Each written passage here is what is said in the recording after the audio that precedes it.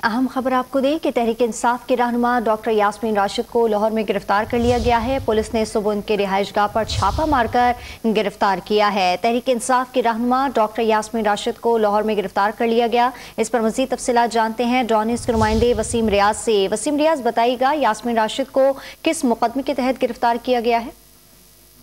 जी देखिए, लाहौर में होने वाले पुरतशद्दुद वाक़यात के बाद पीटीआई की क़यादत जो है उनकी गिरफ्तारियों का सिलसिला जो है वो शुरू किया गया था। लाहौर में जो मौजूद क़यादत थी वो तमाम क़यादत रूपोश थी, जिनकी गिरफ्तारी के लिए पुलिस की 6 स्पेशल टीमें जो है वो तश्कील दी गई थी।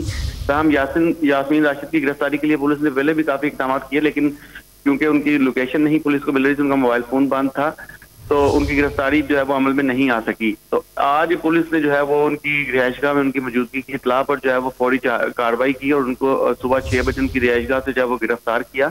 पुलिस ने उनको अपनी हिरासत में लेकर नामलो मुकाम पर मुंतकिल कर दिया है। मज़ीद इस हवाले से कानूनी कार्रवाई पुलिस का कहना है की जाएगी।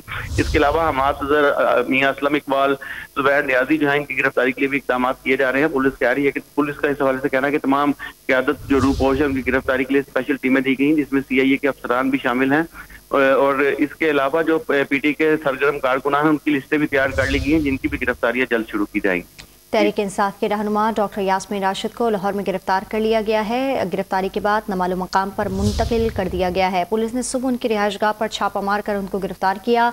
मजीद भी गिरफ्तारी अमल में लाई जाएंगी। तफसीलात देते वसीम रियाज, आपका बहुत शुक्रिया।